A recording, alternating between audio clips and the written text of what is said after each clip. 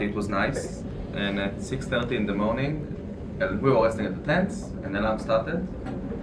We heard the alarms, and we said, okay, we have nothing to look for here. Let's enter the car, drive back to Tel Aviv. Now, in the area of the festival, there is only one road in and out of the festival. It's called Road 232. We can either take the left to Tel Aviv or the right to continue south. At the beginning, we took the left, but there was a big traffic jam starting to build up ahead. And people started shouting, don't go there, there are terrorists there. We heard that, we said, okay, terrorists, alarms, next to Gaza, something sounds off. Let's just get away from this place. So I turned the car around and I drove right towards the south. After like 3 minutes on the road, a group of 4 terrorists ambushed us. I saw them, I made a U-turn. They saw us, they started shooting. Midway through the U-turn, I got hit with 3 bullets in my right arm, right here. My best friend also got hit with 3 bullets, one here, one here, and one here. I was with my hand on the wheel. I tried to complete the U-turn. My mind told my hand to move, but my hand just stopped functioning.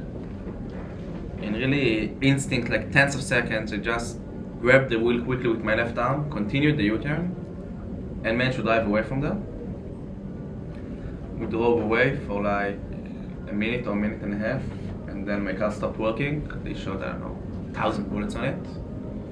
We left the car and we went to a medical care tent. It was a big festival, around 3,000 or 4,000 people, so there was a medical care tent for those kinds of stuff, not for what happened. We came there, we were there for like 5-10 minutes. I managed to call my mom. I told her, listen mom, crazy story, I got scratched by a bullet, I lied to her, I didn't want her to panic. And we got only managed to get really raw first aid, only band-aids, not even painkillers. And then after like 10 minutes, terrorists came to the medical care tent as well, so we needed to run away from there. We left. At the beginning we tried to escape with cars. We already started understood what was going on, so we tried to pack in some strangers' people's car, just as many people as we can. So inside a 5-seated car we entered like 10 or 12, something like that. And inside the car we needed to like peek in, and as I told you, my hand got shot pretty badly, 3 bullets. So for me, when someone leaned on my arm, it was very painful for me. Now, on the car there was a woman that had a t-shirt that says Anashim Tovim. Anashim Tovim in Hebrew, it means good people. It's a group of people who come to volunteer in parties. They don't come to dance, they don't come to enjoy, just come to make sure that everyone has a safe place, everyone is feeling okay. And that woman, I remember her really good because it said the good people on her t-shirt. She was taking care of me, making sure that my arm is okay, strengthening the bandage, making sure no one is leaning on my arm. And I thought to myself, like, it's ironic. It says good people on her t-shirt and she is good, coming to help me. And the reason I'm telling you this and still remember this woman really good until today is that 2 hours later I saw her dead on the floor.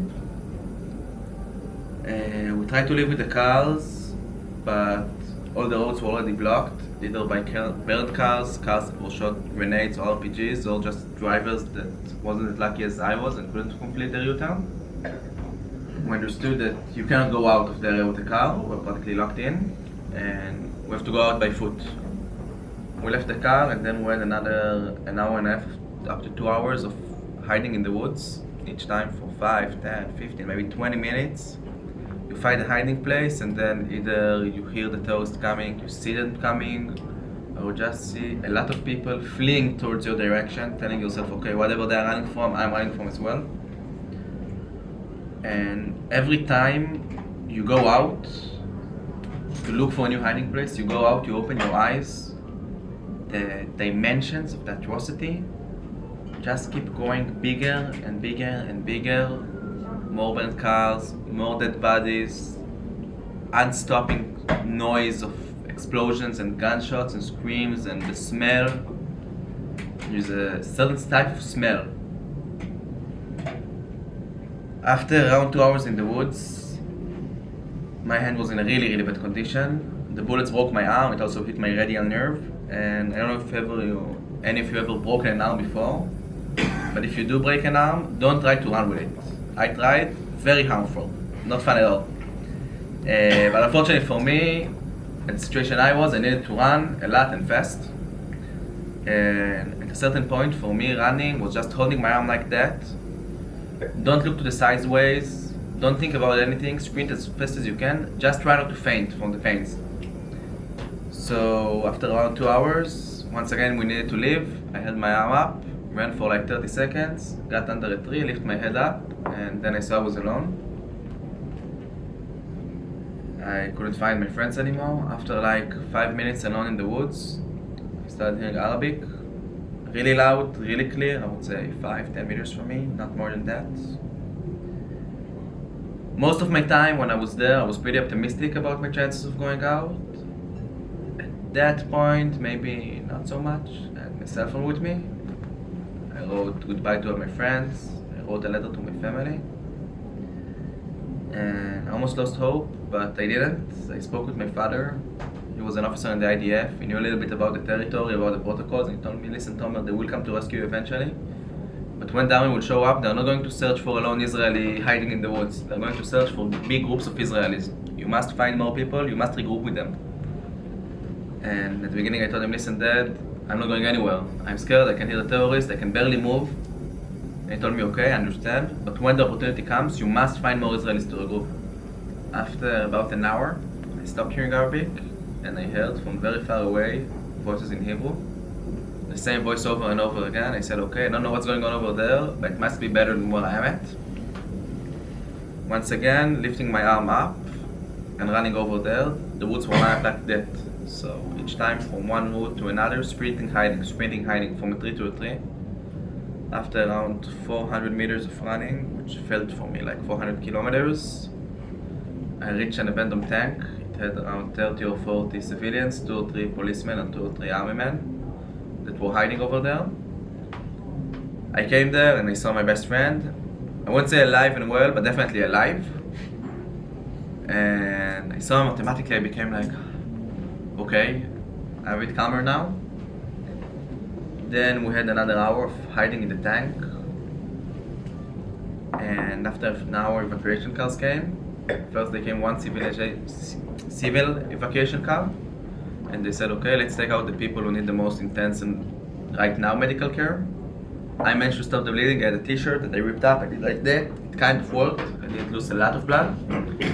My friend practically lost a part of his arm, so he lost a lot of blood. He needed to be evacuated ASAP, so he was on the first car.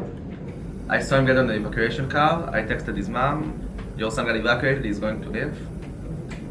What I didn't know at the point that when he got on the evacuation car, they told him, listen, don't go to the hospital is too far away, you will lose your arm if you wait until the hospital. There is an ambulance waiting for you in Reim. Reim, I don't know if you know, it's a kibbutz that was occupied by Hamas terrorists on October 7th as well. They told him there is an ambulance waiting for you in Reim, go to Reim. They went to Reim, and when the car entered Reim, they got shot again.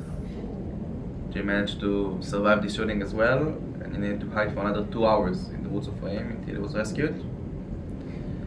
As for me, I waited for another like 15 or 20 minutes until evacuation cars came. Got on the evacuation car and went to a hospital. Now, this is my October 7th story. Just before I'll finish, there's just another short story that I would like to tell you that I think has a great significance. It's actually a family story of mine. It's a story of my great-grandfather, Jacob. Now, it's a story that we all grew up on, all the brothers, all the cousins, my father, everyone in his family since we were born. It's the story of Jacob. He lived in the 1940s in Poland. It probably wasn't the best time to be Jewish in Poland, 1940s. And one day him and his entire family was taken onto trains. Midway through the train drive, they understood that this train is not going anywhere good. And they said, okay, let's jump off the train. They made a hole in the window. And the brothers talked between themselves. They said, okay, Jacob, you're the youngest, you're going to jump first. Jacob jumped off the moving train, but on the top of the train there were 2 Nazi officers who saw him and shot him. Jacob's family thought he died, so they stayed on the train, but he didn't die. He got shot, 3 bullets, by the way, family thing. He got shot with 3 bullets in the leg. And he managed to survive, hide in the woods for hours until he was rescued. Recovered himself, went to search for his family, but there was no one left to find. He did manage to find his wife, broke away from Auschwitz ghetto, and together they moved to Israel. And They moved to Israel not because of the beautiful beaches or the wonderful sea or the wonderful food that we have, not because they wanted some more job opportunities or better weather or something like that. Nothing. Not a classic immigrant reason. They moved to Israel for a very, very specific reason. That what happened to Jacob will never happen again. Never again. Not to him, not to someone in his family, not to anyone, Jewish or not. And he worked hard his entire life. He built an amazing family and an amazing country. And 8 years after that, his great-grandson, 3 bullets, hiding for my life in the woods for hours. Practically the same story. Now, a lot has changed over the past 8 years. We have a country now. We are able to defend ourselves. But I think this atrocious similarity just comes to show you a little bit about what it means being a Jewish, what it means living here. How always, wherever we go, people will hunt us and cheer for us. And we must fight for our own. Thank you so much for listening. Thank you. That's it.